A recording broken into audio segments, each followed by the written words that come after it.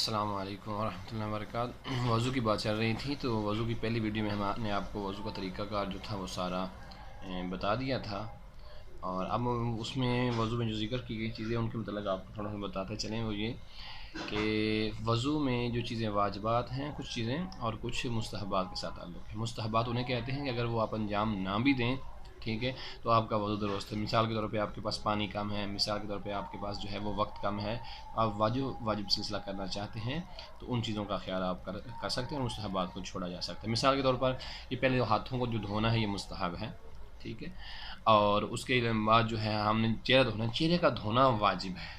چہرے کا 2 دفعہ دھونا کیا ہے؟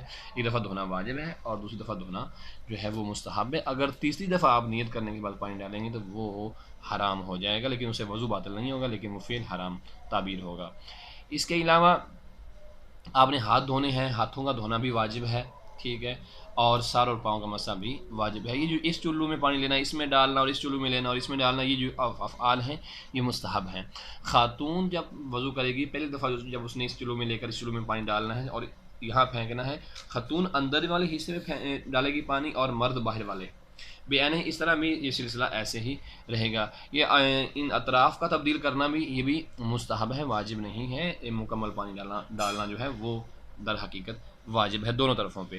ایک ایک دفعہ پانی ڈالنا، اس ہاتھ پہ اس ہاتھ پہ، دونوں سیدھے اور الٹے ہاتھ پہ ایک ایک دفعہ ڈالنا واجب ہے، اور دوسری دفعہ ڈالنا مستحب ہے، اور تیسری دفعہ اگر ڈالا جائے تو وہ حرام ہو جائے گا، لیکن آپ کا وضو درست ہو جائے گا۔ چہرے کا حکم بھی یہی ہے۔ اور ایک چیز کا خاص خیال رکھا جائے، جب آپ وضو کر رہے ہیں، بالخصوص جب سر کا مسح کرنا ہے، کوشش کریں گے جو تری آپ کے ہاتھ پہ لگی ہوئی ہے وہ آپ کی سر والے، اگر خاتون ہے کپڑے پہ لگی ہوئی ہے، مرد ہے امامہ رکھا ہوا ہے، اس طرح کر کے وہ اسے مکمل مسح کر لینا چاہیے۔ اور پاؤں کو بھی اگر جرابیں پہنی ہوئی تو جرابیں وضو کرنے سے پہلے اتار لی جائیں۔ وضو کرنے سے پہلے اگر آپ جرابیں نہیں اتاریں گے تو اس کا مشکل یہ ہو جائے گی کہ جو آپ کے ہاتھ پہ تری لگی ہوئی ہے، ٹھیک ہے، وہ تری جو ہے وہ آپ کے جراب اتارنے کی وجہ سے آپ کے پاؤں کے ساتھ لگ جائے گی، جراب پہ لگ جائے گی، جس کا نتیجہ یہ ہوگا کہ آپ کے ہاتھ والی تری کم ہو جائے گی، جس سے آپ پاؤں کا مسح نہیں کر سکیں گے۔ لہذا ضروری ہے ان چیزوں کا خیال رکھا جائے۔ مستحبات بھی ہیں اور واجبات بھی ہیں۔